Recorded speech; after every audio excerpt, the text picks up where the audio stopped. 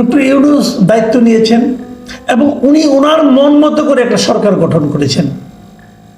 যে সরকার নিয়ে আমরা অনেকে বলেছি ভালো হয়নি, শক্তিশালী হয়নি, অমুক বলেছি, কিন্তু আমরা বললে তো হবে না। সরকারের প্রধান হলেন উনি, কাজে উনি যেটাকে ভালো মনে করেছেন উনি তাই করেছেন। যেহেতু ওনার পছন্দের লোকজনকে নিয়ে সরকার গঠন করেছেন, অতএব আমরা বলতেই পারি এই গত 1 বছরের সরকার যদি ভালো কিছু করে থাকে সেটাও ডক্টর ইউনূসের অ্যাকাউন্টেই যাবে। যদি মন্দ কিছু করে থাকেন তার সমালোচনাও ডক্টর ইউনূসকেই গ্রহণ করতে হবে, এটাই বাস্তবতা।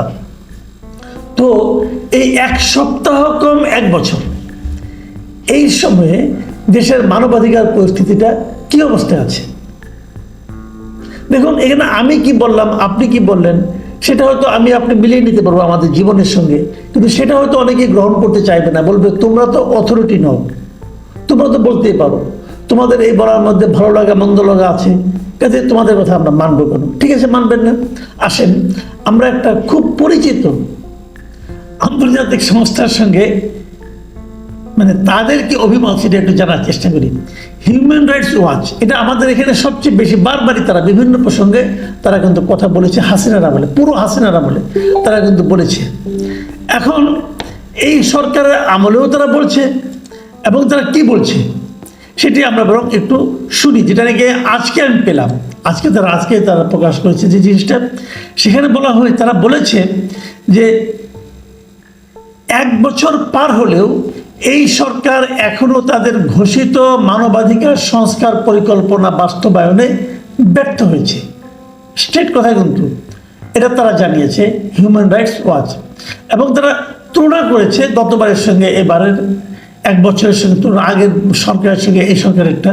তারা বলেছেন যে শেখ হাসিনার শাসন আমলের মতো ভয় ভীতি ও দমন পীড়নের অনেক কিছুই কমেছে, যেমন ব্যাপক গুমের ঘটনা অনেকটা বন্ধ হয়েছে। শেখ হাসিনার গুমের ঘটনা হতো, দমন পীড়ন হতো, সেগুলো একটু কমেছে। কিন্তু একই সঙ্গে নতুন সরকার রাজনৈতিক প্রতিপক্ষকে দমন করতে নির্বিচারে গ্রেপ্তার ও অন্যায়ের আটকের পথ বেছে নিচ্ছে। ভাবুন, কিন্তু এখন কিন্তু শেখ হাসিনার স্বৈরাচারী সরকার নেই, এখন নোবেল শান্তি পুরস্কার বিজয়ী ডক্টর ইউনূসের সরকার। শান্তির জন্য যিনি নোবেল পুরস্কার পেয়েছেন, পৃথিবীর সর্বোচ্চ পুরস্কার পেয়েছেন, কেন? শান্তির জন্য, অর্থনীতিবিদ হয়েও শান্তির জন্য। তো উনি যে শান্তিটা কায়েম করেছেন, ওনার সরকার যে শান্তি কায়েম করেছে, সেই শান্তিকে এই হিউম্যান রাইটস ওয়াচ বলছে যে তারা মানবাধিকার ঠিক মতো রাখতে পারছে না। তারা রাজনৈতিক প্রতিপক্ষকে দমন করার জন্য নির্বিচারে গ্রেপ্তার করছে এবং তাদেরকে অন্যায়ভাবে আটক করছে। সত্যি ভালো লাগছে, ভালো লাগার কিন্তু কথা নয়। আমি আরো কিছু হিউম্যান রাইটসের আরো কিছু কথাবার্তা বলি, ওনাদের বক্তব্য। তারা বলেছে ইউনূসের অন্তর্বর্তী সরকার এখন একদিকে সংস্কারবিহীন নিরাপত্তা খাত, অন্যদিকে সহিংস ধর্মীয় চরমপন্থী গোষ্ঠী এবং প্রতিহিংসাপরায়ণ রাজনৈতিক দলগুলোর মাঝে ভারসাম্য রক্ষার চেষ্টায় আটকে গেছে, যেখানে সাধারণ মানুষের অধিকার সুরক্ষা তেমন গুরুত্ব পাচ্ছে না। ব্যাপারটা কিন্তু ক্লিয়ার। ইউনূস সরকারের সঙ্গে 3টা শক্তির কথা তারা বলেছে। এই 3টা বিষয়ের মধ্যে ইউনূস সরকার ঢুকে গেছে। এখন তারা কোন দিকে যাবে সেটা বুঝতে পারছেন না। সেই 3টা বিষয় কি? একটা হলো সংস্কারবিহীন নিরাপত্তা খাত, মানে যারা নাকি নিরাপত্তা দেবে জনগণের, তারা সেটা কোনো সংস্কার করতে পারে নাই, আগের মতোই চলছে। আরেকটা হলো সহিংস ধর্মীয় চরমপন্থী গোষ্ঠী একটা এখানে সক্রিয় আছে, তাদেরকেও কিন্তু ইউনূস সাহেব প্রশ্রয় দিচ্ছেন বলে ওনারা বলার চেষ্টা করছেন। আরেকটা কি? প্রতিহিংসাপরায়ণ রাজনৈতিক দলগুলো, মানে যে রাজনৈতিক দলগুলো প্রতিহিংসা চরিতার্থ করতে চাচ্ছে। প্রতিহিংসা মানে কি? তার মানে আওয়ামী লীগ, ছাত্রলীগ, যুবলীগ, এই দলগুলির প্রতি যাদের প্রতিহিংসা আছে তাদেরকে ধ্বংস করে দেওয়া, শেষ করে দেওয়া, এরকম দলগুলো কিন্তু ডক্টর ইউনূস সরকারের কাছে প্রশ্রয় পাচ্ছেন। এবং এগুলো করতে যে সাধারণ মানুষের যে অধিকার সুরক্ষা, সেটা তেমন গুরুত্ব পাচ্ছে না। একটু ডিটেলে ব্যাখ্যা করলাম এই জন্য যে অনেক সময় দ্রুত পড়ে গেলে না অনেকে মিস করে যান যে কী কী বলা হয়েছে, এবং খুবই ইন্টারেস্টিং বললাম এই অর্থে যে দেখুন এই কথাগুলি কিন্তু আমরা হাসিনা সরকারের আমলে শুনতে শুনতে অভ্যস্ত ছিলাম, কিন্তু একজন ব্যক্তি শান্তিতে নোবেল পেয়েছেন এবং তাকে নিয়ে সবাই আশা করেছিল যে উনি শান্তি আর কিছু না পারুন, সে শান্তি প্রতিষ্ঠা সক্ষম হবেন, এবং উনি যে লোকটা সহিংস ধর্মীয় চরমপন্থী গোষ্ঠী, প্রতিহিংসাপরায়ণ রাজনৈতিক শক্তি, রাজনৈতিক দল এবং সংস্কারবিহীন নিরাপত্তা খাতকে আলিঙ্গন করে থাকে, সেই লোকের পক্ষে শান্তি কিভাবে প্রতিষ্ঠা করা সম্ভব? এবং যথার্থ উনি পারেন নাই। এবং অনেকগুলি কথা আরো বলেছেন, যে একটু উদাহরণ দিয়েছেন উনি যে গত 26 ও 27 জুলাই রংপুর জেলার একটা হিন্দু পল্লীতে কমপক্ষে 14টি বাড়িঘর ভাঙচুর করে জনতা এবং পার্বত্য চট্টগ্রামেও সংখ্যালঘুদের উপর সহিংসতা অব্যাহত রয়েছে। এটা হলো হিউম্যান রাইটস ওয়াচের রিপোর্ট, ওনারা বলছেন। এবং ওনারা গোপালগঞ্জের কথা উল্লেখ করেছেন। গোপালগঞ্জে কি হয়েছে, গোপালগঞ্জের ঘটনাকে ওনারা যেভাবে বিবৃত করেছেন সেটা আমি বলি আপনাদেরকে। ওনারা বলেছেন 16 জুলাই গোপালগঞ্জে ইউনূস সরকারের সমর্থক ছাত্রদের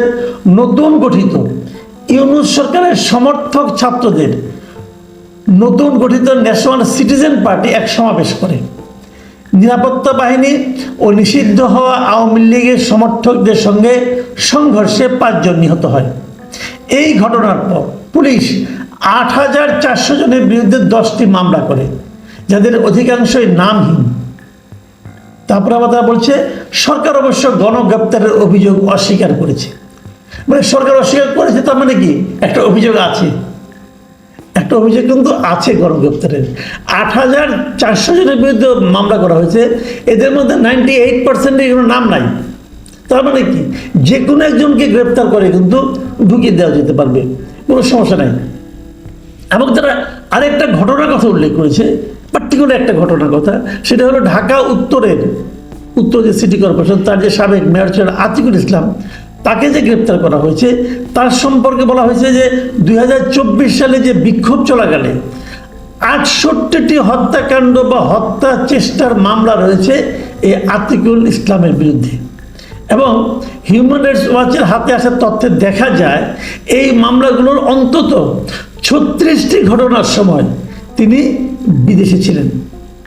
তার মানে এগুলি যে রাজনৈতিক মামলা এবং জাস্ট গণগ্রেপ্তার হিসেবে করা হয়েছে, এই জিনিসটা কিন্তু হিউম্যান রাইটস ওয়াচের দৃষ্টিতে পর্যবেক্ষণে এসেছে।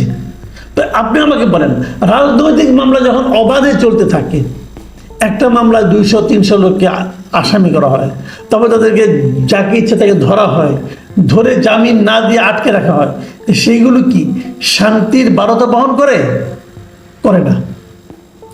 এই বিষয়গুলো যখন আমরা জানতে পাই, এবং একই সঙ্গে তারা বলেছে স্পেশাল পাওয়ার্স অ্যাক্ট নামক দমনমূলক আইন সেটাও তারা সমালোচনা করেছে। এবং তারা বলেছে 2025 সালে তারা যে একটা ডেভিল হান্ট নামে একটা অভিযান পরিচালনা করছিল, সেই অভিযানে 8600 জনের বেশি মানুষকে গ্রেপ্তার করা হয়েছে, যার অধিকাংশই আওয়ামী লীগের সঙ্গে জড়িত বলে মনে করা হয়। এখন একজন লোক আওয়ামী লীগ করতো, এই অপরাধে তাকে গ্রেপ্তার করা যায়? এটা পৃথিবীর কোনো আইন মানবে? এটা পৃথিবীর কোনো মানবাধিকার কর্মী মানবে না। হিউম্যান রাইটস ওয়াচও এটার সমালোচনা করেছে। যাক, এই যে বিষয়গুলো আরও অনেক ডিটেল কাহিনী আছে, এতগুলো আর বলতে যাচ্ছি না। আমি কেবল একটা কথাই বলতে চাচ্ছি, সেটা হলো ডক্টর, যে জিনিসগুলো আমরা শেখ হাসিনার আমলে শুনে আমরা অভ্যস্ত ছিলাম, সেই একই কথা যদি ডক্টর ইউনূসের আমলেও শুনতে হয়, তখন তো ডক্টর ইউনূস যে সংস্কার কর্মকাণ্ড পরিচালনা করছেন, জাতীয় ঐক্যমত্য সবগুলি রাজনৈতিক দল কিনে, সব তো না, মানে কিছু রাজনৈতিক দল কিনে, কারণ এর মধ্যে তো জাতীয় পার্টিও নাই, এর মধ্যে আওয়ামী লীগও নাই। তাহলে আওয়ামী লীগের যারা সমর্থক অথবা জাতীয় পার্টি যারা সমর্থক অথবা কর্মী অথবা ভোটার, তারা কি দেশের নাগরিক না? তো তাদেরকে আপনি বাদ দেন, তো সে জাতীয় ঐক্যমত্য কেমনে হবে? কয়েকটা দলের ঐক্যমত্য হতে পারে এবং ইউনূস সাহেবের ঐক্যমত্য হতে পারে, জাতীয় কেমনে হবে? এই জাতীয় তো বিরাট, দেশ তো বিরাট। যাক, তারপরে ওনারা করছেন। অনেকগুলি বিষয়ে তারা সংস্কার করবেন। আমরা জানতে চাচ্ছি এই যে সংস্কারগুলি আপনারা করবেন, আপনারা কি এই সংস্কারগুলো বোঝেন? আপনারা কি এই সংস্কারগুলোকে মানেন? যদি বোঝেন, যদি মানেন, তাহলে এই যে 1 বছর ধরে আপনারা ক্ষমতায় আছেন, যে সংস্কারগুলো আপনারা করতে চান সেগুলো আপনাদের জীবনযাপনে, আপনাদের সরকার পরিচালনায় আপনারা কেন ব্যবহার করছেন না? করলেই তো হয়। আপনারা করে দেখিয়ে দেন সবাইকে যে এই সেই সংস্কার যা আমরা ইউজ করছি। সরকার তো চলছে আগের স্টাইলে, এমনকি মানবাধিকার পরিস্থিতি চলছে আগের স্টাইলে, যেটা নাকি এই হিউম্যান রাইটস ওয়াচ বলতেছে। তাহলে আপনারা করেছেনটা কি 1 বছরে? কি এমন করেছেন যার জন্য আপনাদের প্রশংসা করতে হবে, আপনাদেরকে ভালোবাসতে হবে?